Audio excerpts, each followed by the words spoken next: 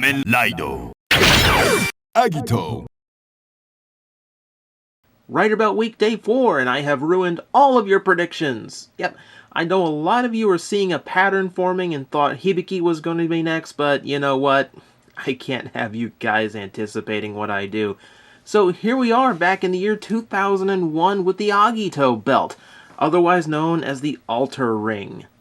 And before we get started, let me answer a question I get a lot. This is my favorite Kamen Rider series, though it's not one I would recommend to the newcomer. Get a few easy ones like O's, Double, and I'd say Kabuto out of the way first. Then give something like this a shot.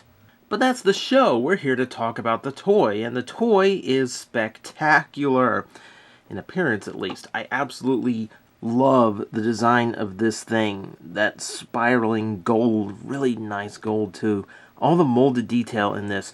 I gotta show you up close, You can see in the middle, kind of a spin system installed for the electronics that we'll see later on. The whole aesthetic of the center of the belt is all leading into that spin gimmick. So it's basically one big cyclone in design. I like it. I like it a lot. I like how almost every inch of this belt is painted, and what isn't painted is really adding to the design, like that black striping on the side and the translucent pieces, revealing a ton of inner detailings, a lot of molded in etchings. Really, really amazed by the detail work that went into this one in particular. Everything, it's just, the design all the way around is very well thought, very well crafted. It looks extremely cool. Now, detail aside, this belt does have one major failing point, and we will do away with a ride bucket for just a second here because I have to demonstrate this. You see that? Yeah, that can't move. It can't widen in any way. That's about as much as you get. Essentially, what that means is that you have to be very thin in order to actually wear this belt properly. Or you have to be, oh, I don't know, a kid. Kid playing with a toy. What silly ideas will they have next? But that is kind of a bummer. Getting this belt, you don't have any way of really wearing it. Like, I admit, I could stand to lose weight.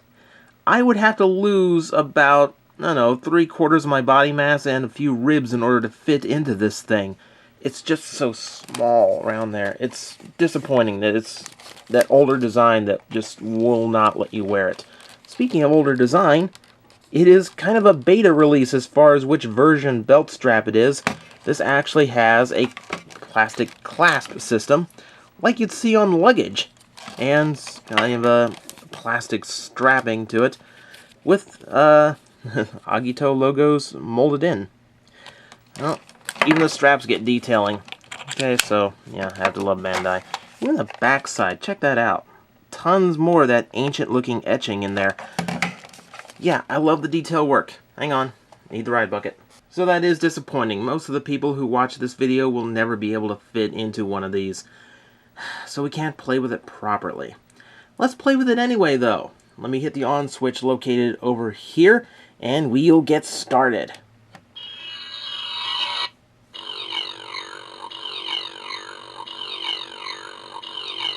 By the way, one of the coolest standby features I've seen in a rider belt.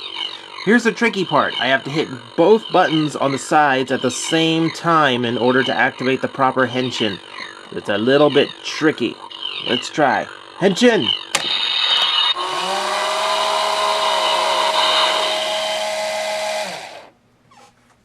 Unfortunately, that light's just a little dim. You can see the spin motor going nuts, and unfortunately kind of overtaking the audio on this toy.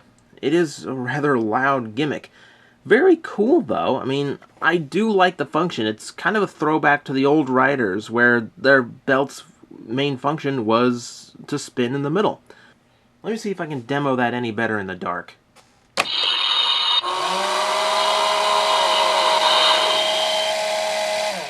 Yeah, unfortunately that light's dim no matter what. I don't know if that's just how it is, or if that's just with age, because this is second-hand, by the way. Thank you, Rider Strike, for providing it. And this type of belt is known for failure. This one and Kuga, because of that spin motor in the middle, they are kind of prone to wearing down like that. So I'm not quite sure which it is. Still, if it was brighter, it'd be an awesome effect. Let's try the other forms, shall we? Let's try hitting this button alone, which should activate flame form.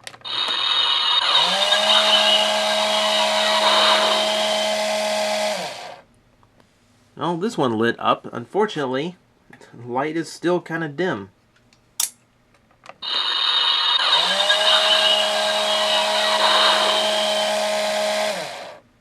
And we'll go on the other side to hear storm form.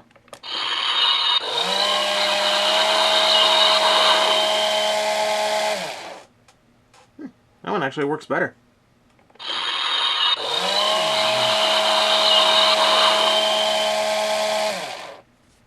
Well, maybe the old girl's just wearing down, or maybe my camera's just not able to catch it. One way or the other, they should all look as good as that.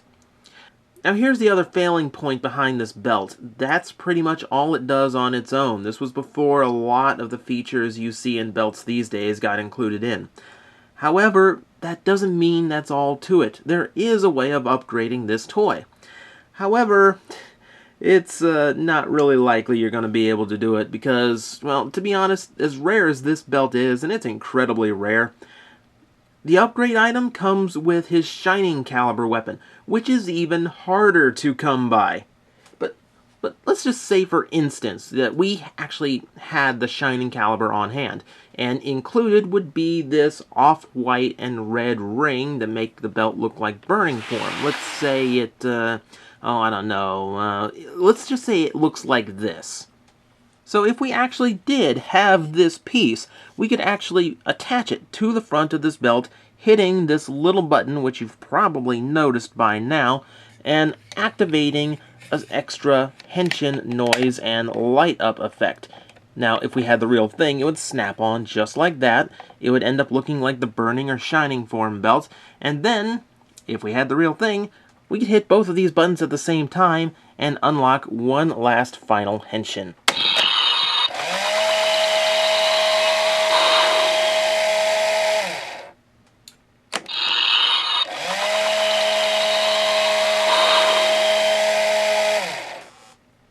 You know, but that's only if you actually had the really rare toy.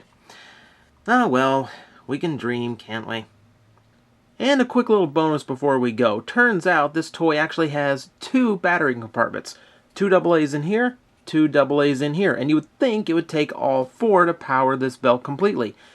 Technically, yes, but it is not required. As a matter of fact, these 2 are only for making the spin motor rev up.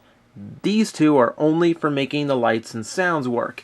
That means if you want to enjoy the transformation noises without the motor spinning getting in the way, just take one of the batteries out of this side and then try it out.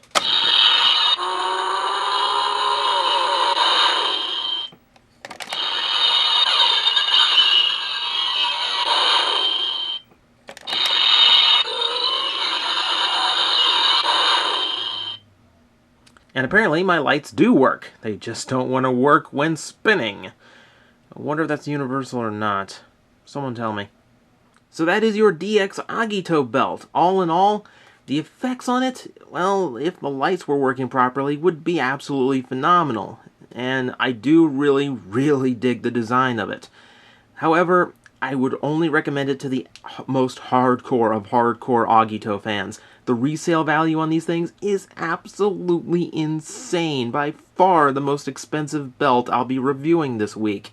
It's also extremely limited, and you'll never be able to wear it. While this is a very proud piece in my collection, and I absolutely adore having it, it's unfortunately just too limited to recommend to the mass audience. Tell you what, tune in tomorrow, see which belt is coming up next in Rider Belt Week, and maybe that one will be a little bit more fulfilling and actually wearable to 90% of the audience. Who knows what we'll see tomorrow? Well, I know, but since now I've thrown your predictions off, you guys don't. Have fun!